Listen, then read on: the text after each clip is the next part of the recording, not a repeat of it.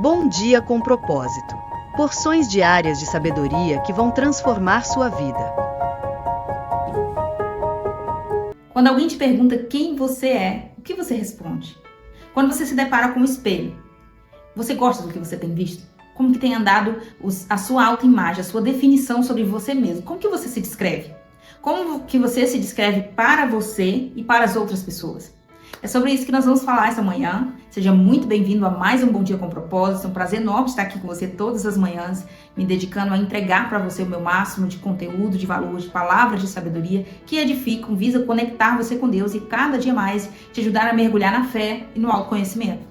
Então eu quero convidar você que é novo por aqui a se inscrever nesse canal, curtir esse vídeo, copiar o link, encaminhar para alguém que precisa aprender sobre esses assuntos tão importantes. Identidade, autoimagem, o que a palavra de Deus vem falar para nós sobre isso? O que a Bíblia, que é o nosso manual de vida, vem nos instruir acerca disso? Quais são os exemplos, quais são os personagens que passaram por esses momentos de dificuldade em relação à identidade e à autoimagem? Como você se vê, como você se enxerga, assim você é. E não tem como fugir disso. É por isso que eu quero convidar você nesse momento, se puder, e estiver em posse da sua Bíblia, você abri-la no livro de Números. Números, nós vamos ler a partir do capítulo 13, versículo 26. Números 13, 26, é logo no início da Bíblia. Você vai abrir, tem Gênesis, depois vem Êxodo, Levítico e Números. Quando você chegar em Números, abra no capítulo 13, versículo 26. Eu vou ler aqui na Nova Versão Internacional, linguagem simplificada, maravilhosa, que eu estou sempre usando aqui, para ajudar aí na melhor compreensão, tá bom? Números 13, 26, que vai dizer o quê? O relatório da expiação. Josué, Caleb e outros homens haviam sido enviados para espiar, para conhecer, para sondar a terra de Canaã, ver o que tinha por lá, ver quais os perigos que ameaçavam o povo de Deus ao entrar naquela terra, como eles deveriam se preparar, como eles deveriam chegar lá. Então, primeiro foi enviado esse grupo de homens, esses espias, que a Bíblia vem falar. E esses homens foram até aquela terra e espiaram, observaram, analisaram, fizeram aí uma sondagem, uma análise de tudo que tinha na terra, desde os seus frutos, os seus animais e os seus moradores, é claro.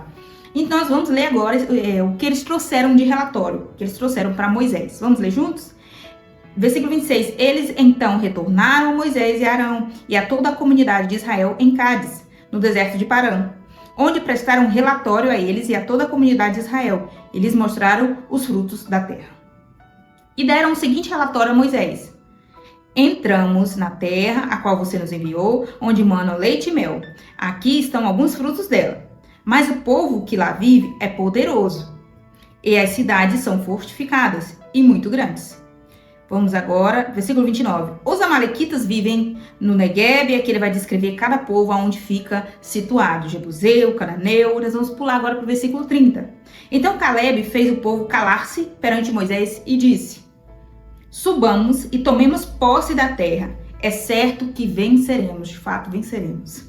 Versículo 31. Mas os homens que tinham ido com ele, disseram: não podemos atacar aquele povo, é mais forte do que nós. E espalharam entre os israelitas um relatório negativo acerca daquela terra e disseram: a terra para a qual fomos em missão de reconhecimento devora tudo que nela vive. Ou seja, fazendo uma pausa aqui para explicar, né? Estou lendo, mas preciso parar para explicar para você entender. Caleb já chegou determinado, já chegou com voz de ordenança, dizendo para o povo: ó, vamos se preparar, arruma a bagagem aí, porque nós vamos para lá, vamos tomar posse daquela terra e Deus está conosco. Ou seja, a convicção de Caleb aqui era plena, ele estava convicto, ele estava plenamente confiante em Deus. Porém, os homens que foram com ele eram homens com problemas de identidade, não sabia quem eles eram diante de Deus. E por que, Ellen? Aí não está escrito nada sobre identidade, mas aqui está escrito, que nós vamos ler agora, logo em seguida, qual era a visão desses homens, como eles se enxergavam, diante dos inimigos, né, diante dos moradores ali da terra de Canaã. Vamos ler o 33 que diz: vimos também os gigantes, os descendentes de Enaque, que em outras palavras está escrito, em outros textos está escrito os Enaquins, descendentes de Enaques, diante de quem parecíamos gafanhotos, a nós e a eles.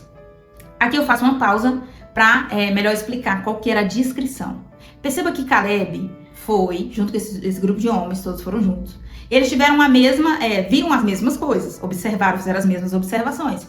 Viram tanto os frutos quanto os moradores, como eu falei. Mas cada um deles, ou seja, todos voltaram com relatórios diferentes, com visões, com percepções diferentes. Cheguei no ponto certo. Caleb tinha uma percepção de que eles podem ser fortes, ser corajosos, eles podem até ser gigantes, que seja, eles podem ser lá os donos da terra, mas se Deus nos deu essa terra, Ele certamente nos dará força, certamente nós, enquanto povo escolhido, filhos de Deus, o Senhor vai na nossa frente, nós vamos tomar posse daquela terra. Perceba que a identidade de Caleb estava bem fortalecida, estava bem enraizada em Deus. Ele sabia quem era, sabia que fazia parte do povo de Deus e sabia que Deus tomaria as providências, porque era uma promessa que Deus havia feito. Entendeu? Agora, havia um grupo de homens que não tinha a sua identidade bem solidificada, bem estruturada, bem estabelecida em Deus. Por esses homens não ter a sua identidade bem estabelecida em Deus, como que eles se enxergavam? Quando eles viram os gigantes da terra de Canaã, ali os cananeus, os jebuseus, os amorreus, quando eles viram todo esse povo, os descendentes de Enaque, né, os enaquins, como que eles se descreveram? Que você leu comigo aqui no versículo 33, eles se descreviam como gafanhotos, ou seja, eles se compararam com um inseto, e os gigantes de Canaã como grandes gigantes que facilmente os esmagaria eles na condição de inseto. Percebe que como eu me vejo assim, eu sou? Por quê? Se eu me vejo como uma pessoa feia, se eu tenho essa descrição de mim, esse conceito de mim como burra, como feia e qualquer outro nome aí, adjetivo depreciativo, ainda que outras pessoas falem outras coisas pra mim, falem algo diferente, não, mas você é bonita, não, mas você é inteligente, não, mas você... Não é isso aí que você tá pensando, não. Isso não vai entrar no meu coração, isso não vai me encorajar, de certa forma, só a palavra da pessoa. Por quê? Porque eu não tenho a minha identidade bem estabelecida em Deus. Estou falando isso com você desde segunda-feira, quando nós começamos explicando sobre o que é identidade. Ontem nós passamos aí, demos uma pincelada sobre crise de identidade, que muitas pessoas enfrentam ao longo da vida, a maior parte na adolescência, outros até na terceira idade. Por quê? Porque às vezes a pessoa formatou, ela projetou a identidade dela em alguém. Ela se projetou em uma pessoa e com o passar do tempo, imitando essa pessoa, tentando parecer o máximo com aquela pessoa, ela começou a se frustrar porque cada vez mais percebia que não conseguia ser idêntica àquela pessoa ou imitar ou ter tudo que aquela pessoa tem. Porque não é possível fazer uma cópia autêntica de uma outra pessoa. E é isso que nos define filhos de Deus, a nossa identidade, a nossa autenticidade. Eu tenho o meu jeito, eu tenho os meus traços, eu tenho, ainda que uns traços do meu pai e da minha mãe juntos, mas eu tenho a minha personalidade própria. Eu tenho a minha identidade, eu tenho meu jeito de falar, meu estilo de me vestir, eu tenho as minhas crenças e tudo isso é o que forma a minha identidade. Não é aquilo que eu faço. Lembra que na segunda-feira a gente fez bastante essa diferenciação? Não confundir o que eu faço profissionalmente, a minha profissão, a minha vocação, não confundir isso com aquilo que eu sou em Deus. E nós vamos já ler outros textos que vai trazer maior compreensão sobre quem eu sou em Deus. Mas por enquanto, eu quero que você se questione sobre como você tem se descrevido, como você tem se definido, o que você tem pensado a seu respeito quando se depara com uma foto, quando se depara com um espelho, como você tem se imaginado, como você tem se aceitado, ou você não tem se aceitado, ou você evita as câmeras, ou você evita o espelho. Tudo isso é muito importante, porque assim como eu me vejo, assim eu sou. Por quê? Porque é essa informação que eu passo pro meu cérebro. Se eu me vejo como uma pessoa lenta, ou se eu me vejo como uma pessoa ruim, rude, se eu me vejo como uma pessoa negativa, se eu me vejo como uma pessoa feia, se eu me vejo, enfim, como eu me vejo, assim eu sou, porque o meu cérebro recebe essa informação e o cérebro humano não consegue distinguir o que é real do que é imaginário. Então, se eu tomo aquele meu pensamento como verdade, o meu cérebro acredita e ele começa a trabalhar, né, eu começo a tomar atitudes no meu dia a dia, na minha rotina, que condizem com aquilo que eu estou pensando. Por isso, o que eu penso que eu sou, aquilo que eu vejo, aquilo que eu me vejo, da forma como eu me vejo, assim eu sou, porque eu estou me vendo assim, entendeu? Mas muitas vezes a minha visão sobre mim mesma está distorcida, está errada. Eu estou enganado sobre quem eu sou. Sim. Como assim? Eu não estou entendendo, tá falando muito complexo, vou simplificar. Muitas vezes a gente passou a maior parte da nossa vida ouvindo mentiras a nosso respeito, ouvindo que a gente foi rotulado, né? Melhor dizendo, a gente recebeu rótulos ao longo da vida, que é lerdo, que é burro, que é neguinho, que é gordinho, que é magrinho, que é baixinho, enfim, tantos outros inhos no diminutivo, né? Sempre alguém tentando nos colocar numa condição inferior que aquela pessoa, às vezes para se sentir melhor, às vezes só para praticar o mal mesmo, para deteriorar, denegrir nossa imagem, né? Para manchar a nossa imagem. Então, as pessoas vão colocando rótulos. E se eu não tomar cuidado, e quase sempre a gente não toma esse cuidado por falta de autoconhecimento mesmo, a gente acaba aceitando essa rotulagem, a gente acaba permitindo que ela entre no nosso coração. E isso fica como sementes, que depois vai brotar, vai dar frutos, e frutos ruins, frutos amargos, frutos podres. Por quê? Porque é onde que vem o reflexo daquilo que foi semeado na minha mente como mentira, que eu inocentemente tomei como verdade e acabei acreditando que de fato eu não sou bonito, ou eu tenho alguma dificuldade assim, que eu sou lento, que eu sou isso, que eu sou aquilo. Conseguiu entender? Então a gente tem mais tendência, né, da natureza humana, isso mesmo, não é você em específico ou eu em específico, mas a gente tem uma tendência a acreditar mais em mentiras do que na verdade.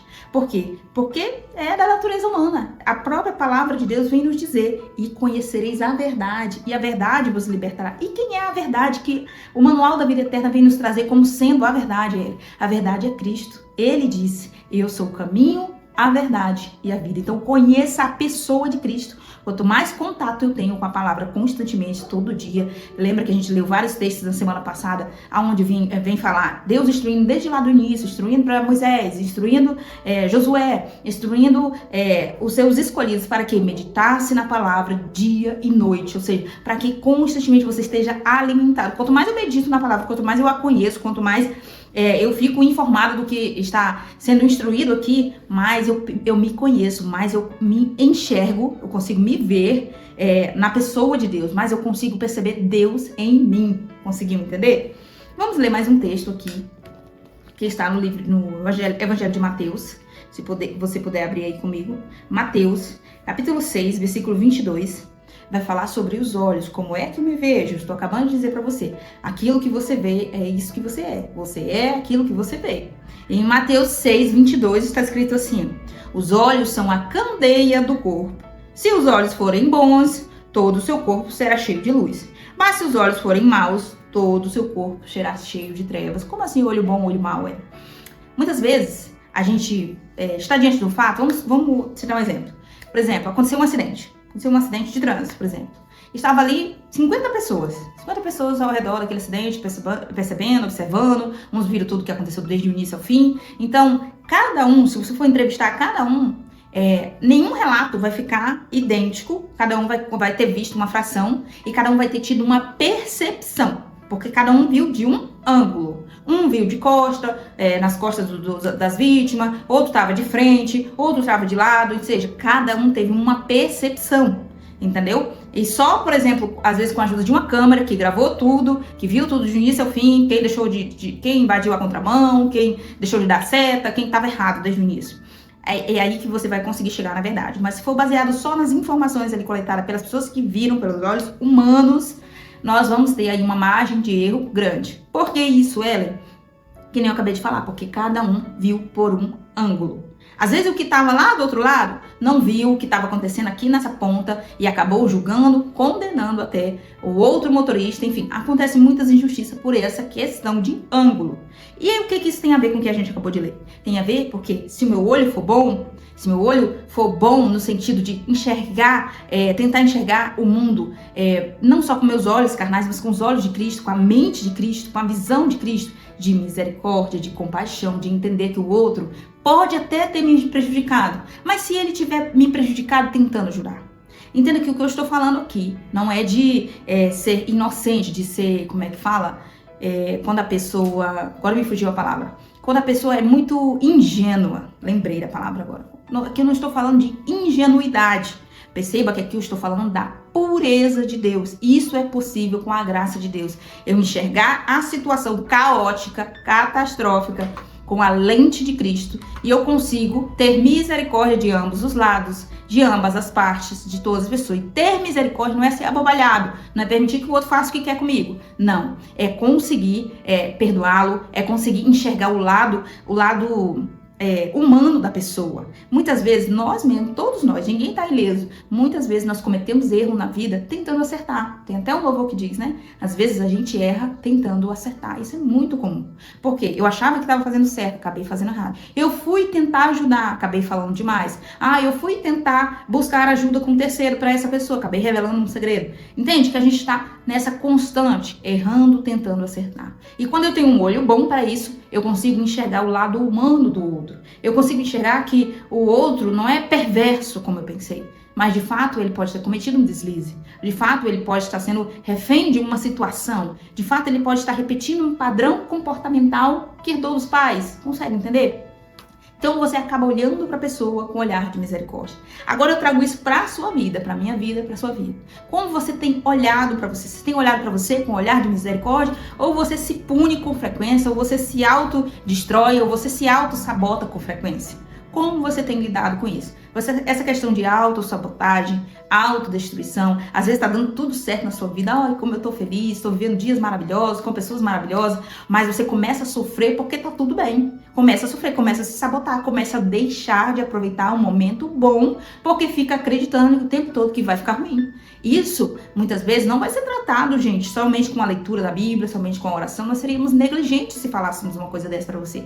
Às vezes você vai precisar de um acompanhamento terapêutico, às vezes você vai precisar de um tratamento psicológico, porque isso é um reflexo, é um fruto de um trauma que você pode ter vivido lá atrás. Uma montanha-russa, muitas vezes, porque você teve dias muito bons, dias muito ruins, a coisa mudava de uma hora para outra e acabou que o seu cérebro não consegue enxergar em você uma escala de sucesso. 1 degrau, 2 degrau, vou subindo, vou crescendo, vou vencendo, vou rompendo. O seu cérebro não consegue se adaptar a isso. Ele enxerga que você sobe 2 degraus e desce 5. Sobe mais 5 e desce 10. Então ele acaba sempre te sabotando. E é isso que você tem que conseguir trazer à consciência. Você tem que conseguir enxergar. Você tem que conseguir perceber em você mesmo.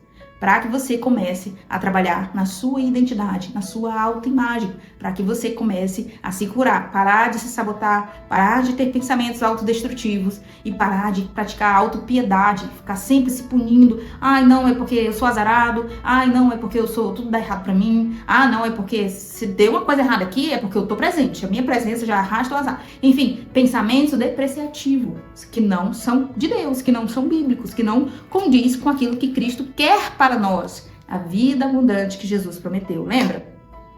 Um último texto que eu quero ler com você está aqui na primeira carta aos Coríntios 15, primeiro aos Coríntios 15, eu vou ler com você só o versículo 9 e 10, perdão, 1 Coríntios 15, 9 e 10, já para nós encerrarmos, que vem dizer: pois sou o menor dos apóstolos e nem sequer mereço ser chamado apóstolo. É o apóstolo Paulo que está falando aqui. Ele, persegui a igreja de Deus, matei um monte de gente, não sou digno de ser chamado apóstolo, nem mereço, mas... Aí ele diz, mas, versículo 10, pela graça de Deus sou o que sou. E sua graça para comigo não foi inútil. Antes trabalhei mais do que todos eles. Ele está fazendo aqui uma comparação com outros apóstolos. Está dizendo, eu sou o que sou em Cristo pela graça, pelo favor, pela misericórdia do Senhor. Porque na minha natureza mesmo, eu não sou digno de nada. É uma observação que eu quero fazer aqui, já encerrando, que talvez seja o assunto que nós falaremos amanhã ou na sexta-feira, que é o quê? Nós paramos para observar que é preciso haver um equilíbrio. Estou falando com você aqui a semana inteira sobre identidade e hoje nós tocamos nesse ponto de autoimagem. Nós tomar cuidado que isso aqui não é um super ego, um super endeusamento de mim mesmo, eu estou me colocando num pedestal e quero que tudo seja em função de mim, tudo seja em função da minha imagem, não é esse extremo que eu estou falando. Estou falando aqui sobre equilíbrio. Você não pode se depreciar, não se amar, se autodestruir, se auto-sabotar, você não pode isso. Esse é um extremo, esse é uma decadência extrema. E também não pode se gloriar, se endeusar, como tem pessoas que têm uma autoestima tão alta, né? Tem aí uma sensação de autoimagem tão elevada que a pessoa acaba se endeusando e acaba querendo aí estar sempre cercada de bajulação e de elogio. E é esse extremo que nós devemos evitar. Todos os dois extremos devemos evitar, buscando sempre o equilíbrio. E é disso que Paulo está falando aqui, olha. Não sou digno de ser chamado apóstolo, persegui a igreja de Deus, enfim. Mas a graça de Cristo me faz ser o que eu sou o que sou. Ou seja, foi essa forma que eu sou, que eu reajo, que eu me comporto.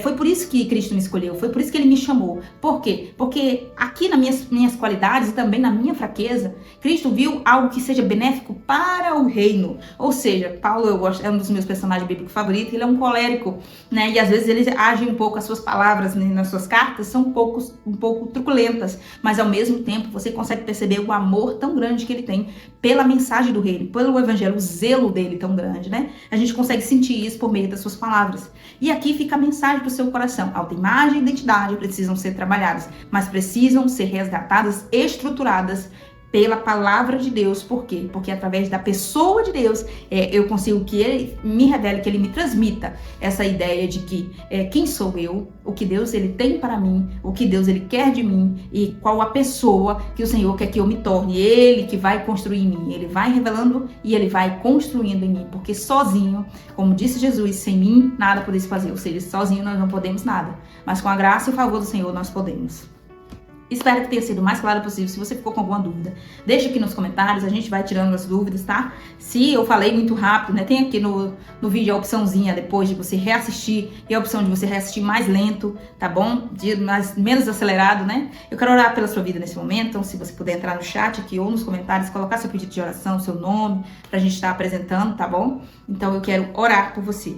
Senhor Deus Todo-Poderoso que está no céu, em nome de Jesus, teu Filho, nós entramos em oração nesse momento, louvando o Senhor, porque tua misericórdia, tua graça, o teu favor são grandes. Senhor Todo-Poderoso, nós te pedimos visita todos quantos nos estão nos ouvindo nesse momento, qualquer lugar que essa pessoa esteja, que o Senhor esteja guardando, protegendo, que o Senhor visite a sua casa, a sua família, e que o Senhor atenda para a necessidade particular dessa pessoa, na sua individualidade, seja um problema de saúde, um problema emocional, seja uma dificuldade nos seus relacionamentos, seja uma oportunidade, meu Deus, na sua vida financeira. Nós oramos para que a provisão do Senhor chegue, a resposta da sua oração, meu Deus, chegue também na vida dessa pessoa, em nome de Jesus. Pai, nessa manhã nós oramos para que a mensagem que o Senhor nos trouxe, de reflexão, de meditação, de despertamento sobre a nossa identidade, sobre a nossa autoimagem, sobre o cuidado que temos que ter com a nossa vida emocional, assim como com a nossa vida espiritual, que fique enraizado em nosso coração.